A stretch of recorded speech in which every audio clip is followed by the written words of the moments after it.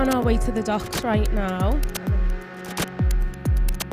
My great-grandfather, Thomas, he came here in 1909 as a fireman on a ship from Libya, and he came over to study to be a doctor. And not many Africans have that opportunity, so his parents, his family disowned him when he came to Liverpool because he met my great-grandmother. She was a white lady from Toxteth. She came from Welsh. She was engaged to a wealthy man, and they got together. Her family disowned her, but it didn't matter because they married each other and stayed together and ended up having 7 children anyway. 2 boys, 5 girls, and one of the girls was my Nana Maisie. She didn't fit in with white people, she didn't fit in with black people. She had a really hard time. And then my grandfather, he came over from Trinidad in 1956, and he docked in Liverpool as well, and that's where he met my grandmother in Toxteth, Maisie.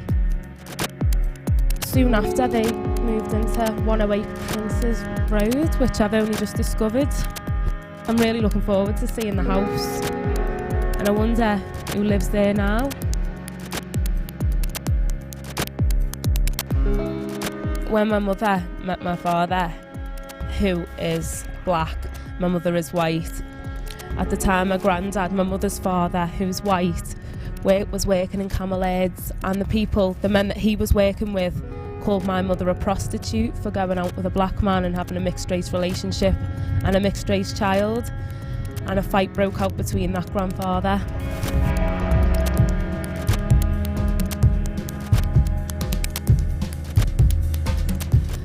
We're coming up now to the Rialto building. This is the Rialto. This is where my grandmother and grandfather met back in 1955. They met here. It was a picture house and a ballroom house. It's where people used to go to socialise and dance. And sadly it was blown out in the Toxteth riots, which occurred in 1981. I've only just found out that my grandmother and grandfather used to live here, and they've lived here for 15 years. So I'm really excited.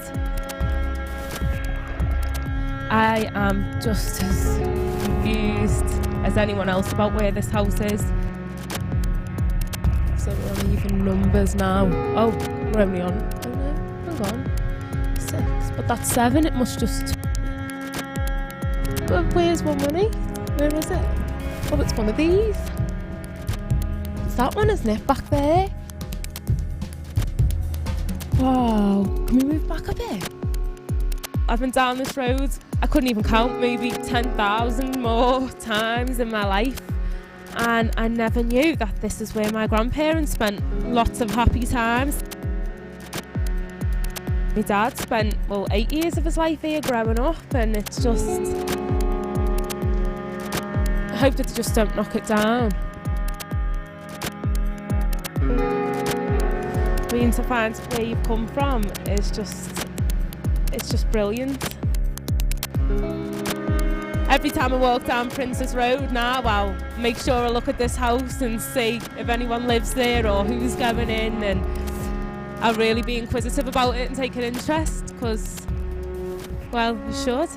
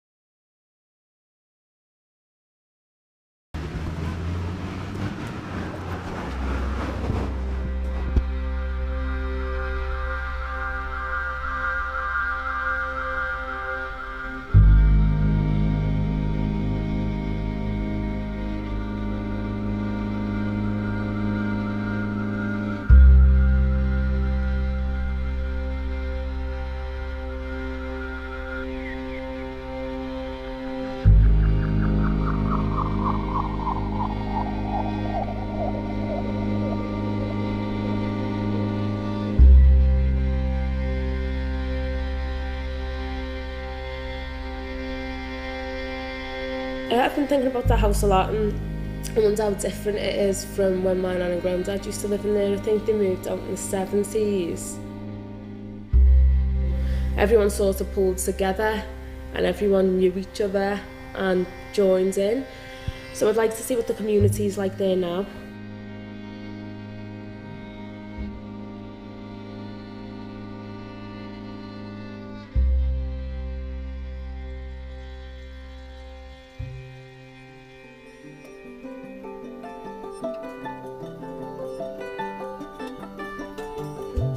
When I was young, we had a community centre everywhere. Yeah. We had the Rialto, Robert Jones. Yeah.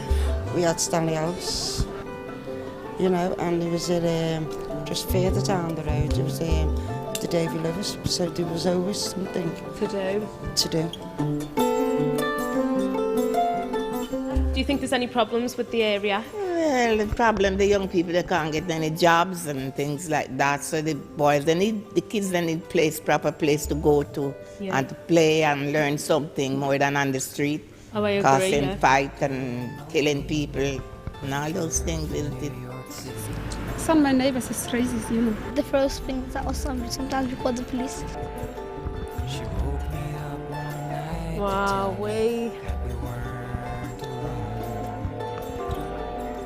So sad to see a street like this. So the things that I remember from when I was a kid was nigger nigger pull a chigger bang bang bang, gollywog on the jar. People moved out, Yeah. so families and communities moved with it. Years ago you could leave your front door open and all that, but now you can't. You know, you've got to shut your front door. You know, you could go into people's houses and all that. Yeah. But now, you know, it's not the same. Different people, you know, coming in and out of the houses where years ago people lived there for years and years. When my country been in trouble, you know, civil fighting and Civil War. and the country break up, and it still break up the country. And the soul of tradition has come down here. What do you want for Toxteth? Better things to do. It's gone on, basically.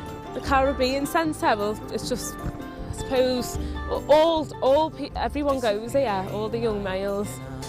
And sadly, this is the only place left for the black community and people in this area to like hang out. When we look at it, it's only this community centre to bring them and keep them going, a little fun and little games. It'd just be such a sad thing if this place is knocked down.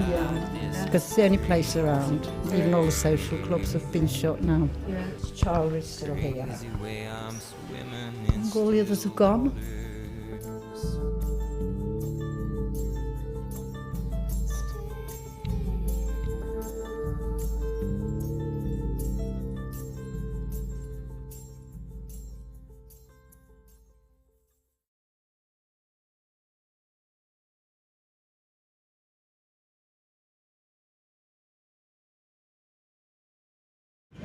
So just here today at the Brouhaha Carnival, just walking down the procession on Princess Road at the moment. I'm going to ask people today if they're from Toxteth, how they think Toxteth has changed. And I wonder whether something like this on the scale as large as this would have happened when my grandparents were younger. We come to a street festival called Brouhaha International, in which they bring different countries to showcase their culture and stuff. It's my first time coming to Liverpool Carnival and I really love it. Anywhere I've ever lived, this is the best place. You don't get people like this anywhere else. It's really nice around here. There's so many different cultures here and everyone's really friendly. I think today is fantastic. Since I was here about 10 years ago, I think the people are more together. I think that's, I can say, contributes a lot of different ethnic minorities coming up here.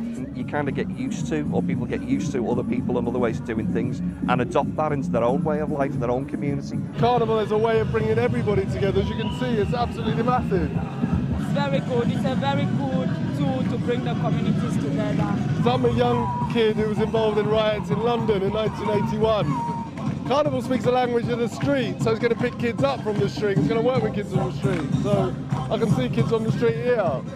I think as people get out and meet each other and realize that, you know, we're all one despite the differences in maybe color of skin or whatever, they get to know each other and they get to appreciate each other more.